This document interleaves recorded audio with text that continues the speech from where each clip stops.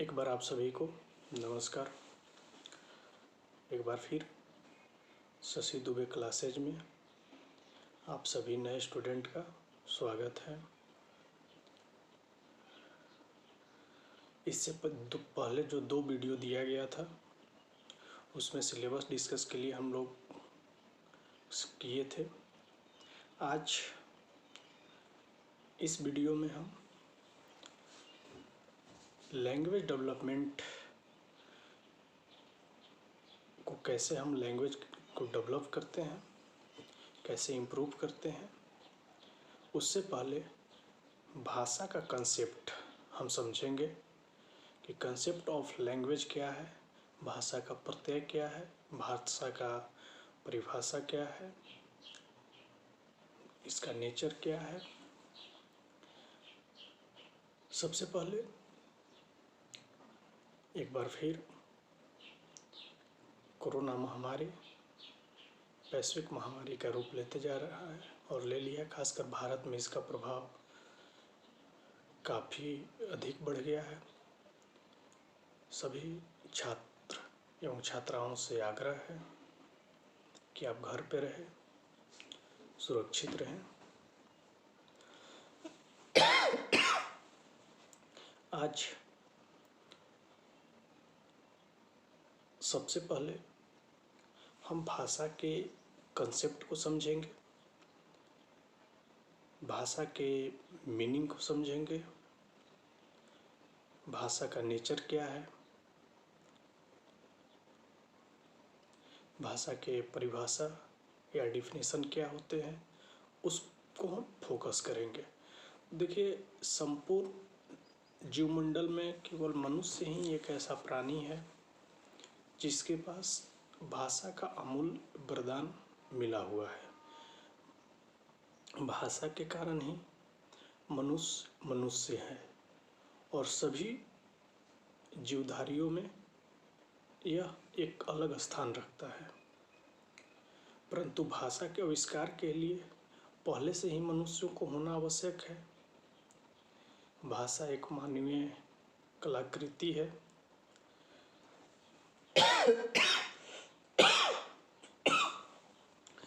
भाषा की उत्पत्ति अगर कि देखा जाए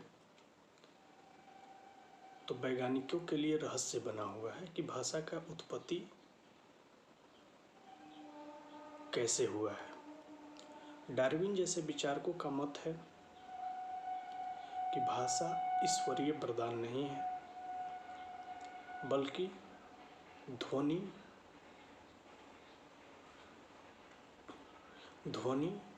शब्दों बोली से विकसित एवं परिष्कृत होकर आज इस अवस्था तक पहुंची है। डार्विन का ये था कि भाषा ऐसा नहीं है कि एक ही बार इस रूप में हम लोग को मिला हुआ है। भाषा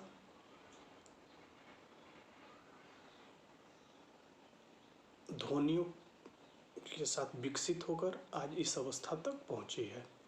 भाषा के विकास और मानव के विकास का सीधा संबंध है। भाषा को यदि प्रकृति की देन मानते हैं तो प्रकृति की सर्वश्रेष्ठ रचना भाषा है। भाषा है। भाषा भावों एवं विचारों की जननी तथा अभिव्यक्ति की साधन एवं माध्यम है। इस पॉइंट को समझिएगा।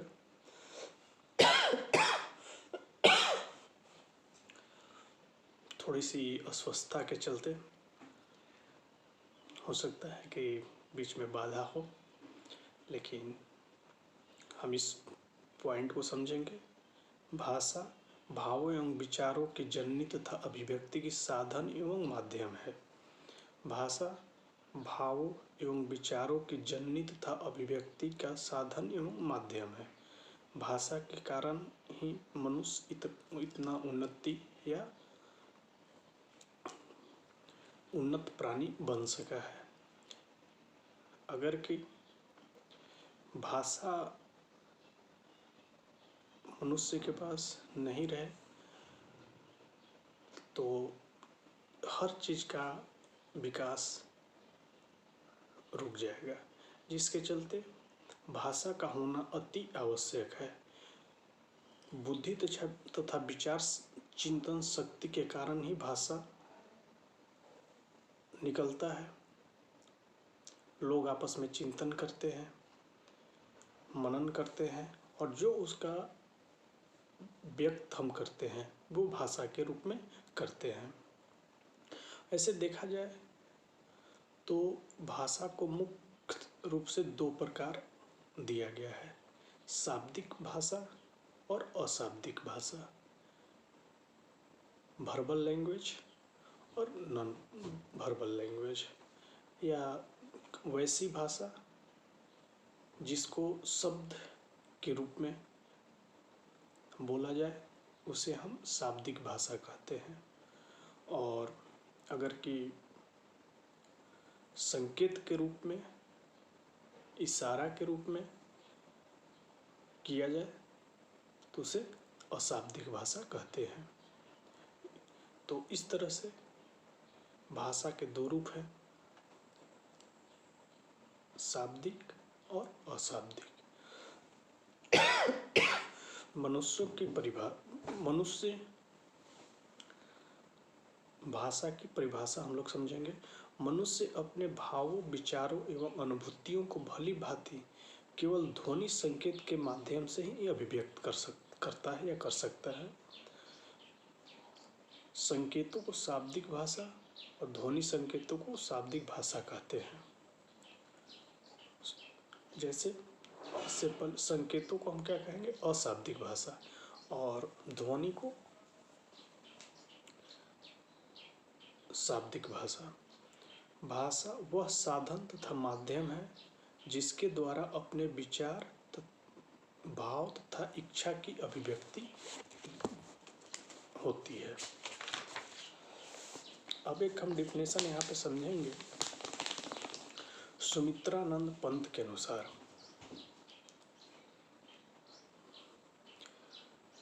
भाषा संसार का वह चित्र है जिसमें ध्वनिमय स्वरूप है। यह विश्व की हृदय तंत्री की झंकार है जिनके स्वर में अभिव्यक्ति होती है। सुमित्रानंद पंत के अनुसार भाषा संसार का नादमय चित्र है, ध्वनिमय स्वरूप है। यह विश्व की हृदय तंत्री का झंकार है जिनके स्वर से अभिव्यक्ति होती है। ये एक सुमित्रानंद पंत के अनुसार है कि भाषा को आप ध्वनिमय या विश्व के पटल पे भी इसको आप देख सकते हैं।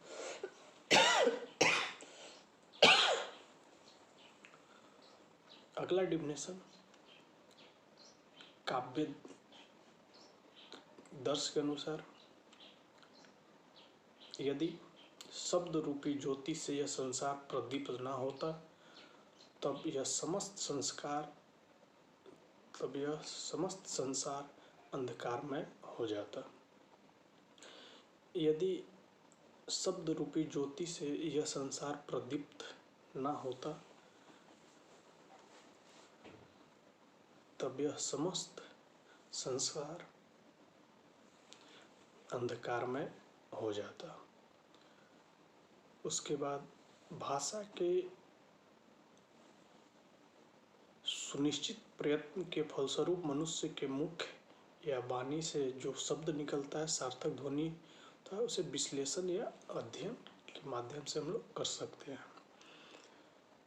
भाषा के प्रमुख तत्व ध्वनि, संकेत तथा चिन्ह होते हैं, परंतु विशेष रूप से शब्द और सार्थक शब्द ही उसमें सम्मिलित किए जाते हैं। इससे पहले हम लोगों ने भाषा की परिभाषा को समझा।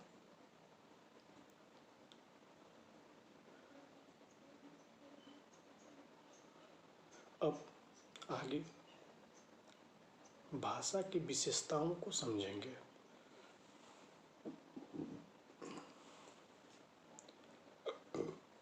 भाषा की विशेषता को समझेंगे। भाषा की परिभाषा में उसकी विशेषता को उल्लेख किया गया है, जिससे भाषा की प्रकृति का बोध होता है। भाषा की मुख्य विशेषता इस प्रकार है। भाषा मानव मंडल का ध्वनि स्वरूप है, जिससे भाव, विचार, संवेगों की अभिव्यक्ति की जाती है।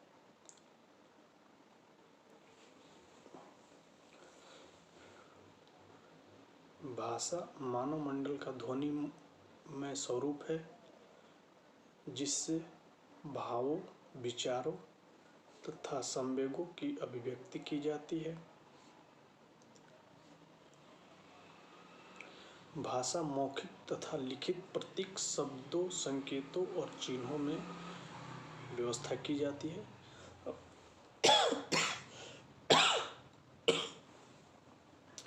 भाषा लिखित,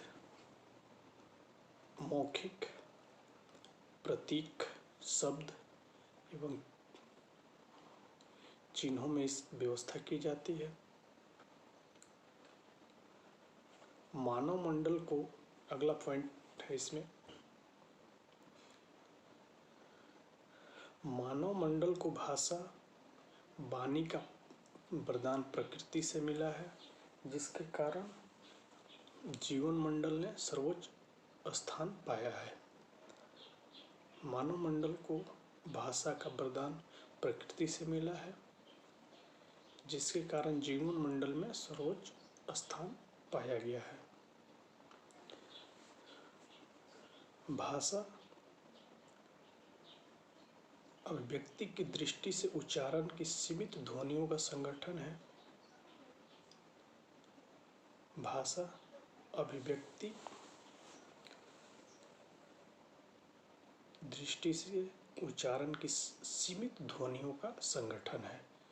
ध्वनि में शब्दों, संकेतों तथा चिन्हों द्वारा जो भाव, विचार की अभिव्यक्ति ही भाषा है।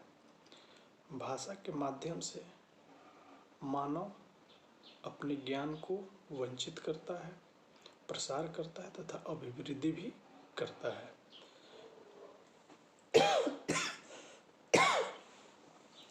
भाषा के माध्यम से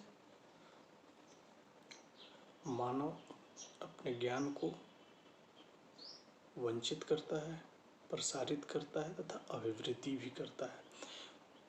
भाषा से तात्पर्य विचारों, भावों एवं संवेगों की अभिव्यक्ति प्रमुख रूप से श्रोता ध्वनि, चिन्हों एवं संकेतों से करते हैं। ये सब नोट्स में आपका लिखा हुआ है, आप उसको भी, नोट्स को भी देखेंगे तो क्लियर हो जाएगा कि भाषा की विशेषता क्या है। लेकिन एक बार फिर से हम भाषा की विशेषता को क्लियर करने का प्रयास करेंगे।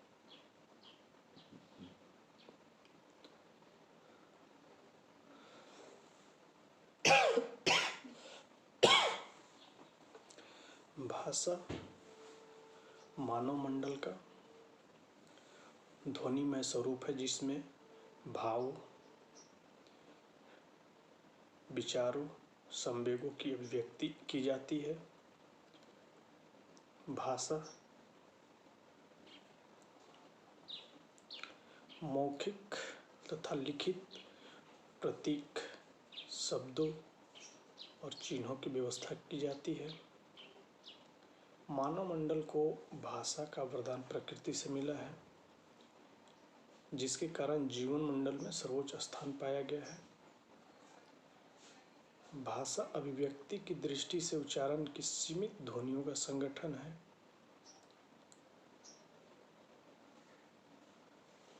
ध्वनि में शब्दों, संकेतों तथा चिन्हों द्वारा भावों एवं विचारों की अभिव्यक्ति ही भाषा है।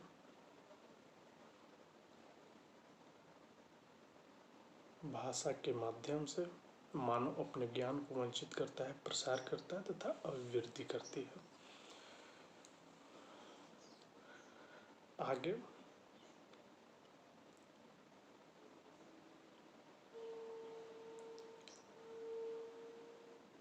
भाषा की सामान्य विशेषताएं हम लोग डिस्कस करेंगे।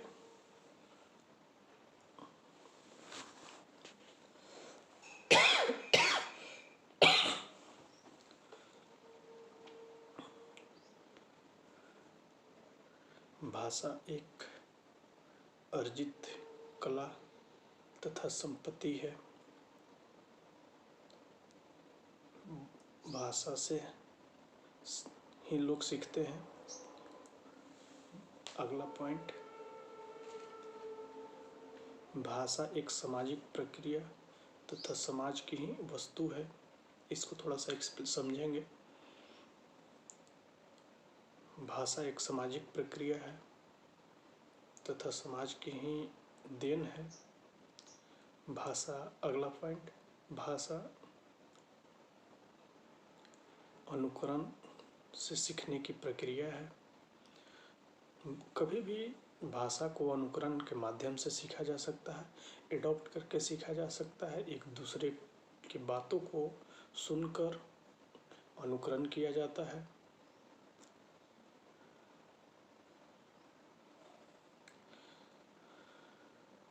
भाषा एक सतत परिवर्तनशील प्रक्रिया है और भाषा का कोई अंतिम रूप नहीं है।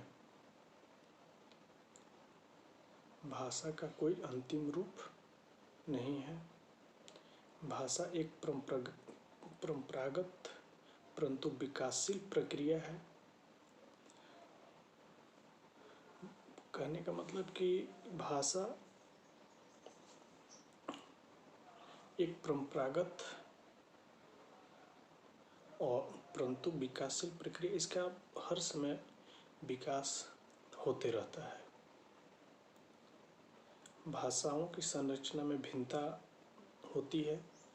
प्रत्येक भाषा का एक मानक रूप होता है और भाषा सरल से कठिन की ओर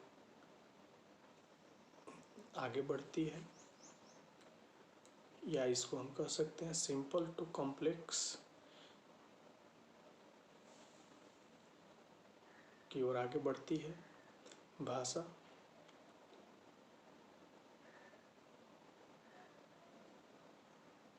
साधारण से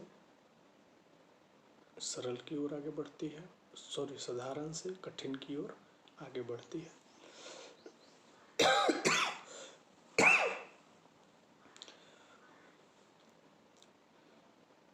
भाषा की सीखने की प्रक्रिया, हम भाषा कैसे सीखते हैं?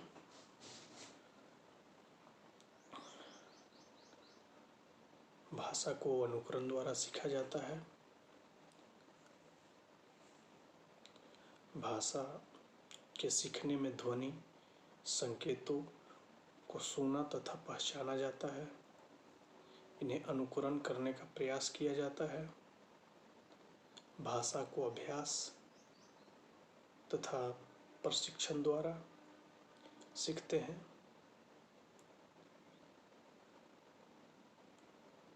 भाषा के सीखने में बोलने, लिखने, पढ़ने तथा सुनने की क्रियाएं करनी होती है, जिन्हें कौशल कहते हैं।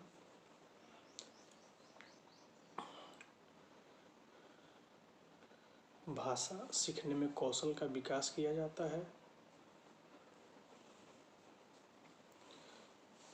और सीखने के बाद चयन की योग्यता की विकसित की जाती है।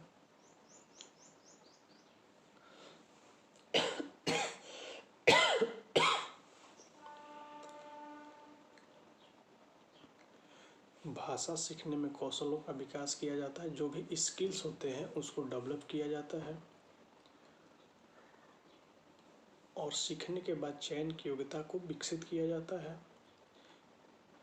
भाषा की शक्ति एवं क्षमताओं का विकास क्रमानुसार होता है।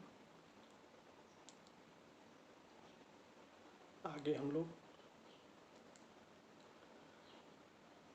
भाषा के प्रकृति के बारे में अध्ययन करेंगे।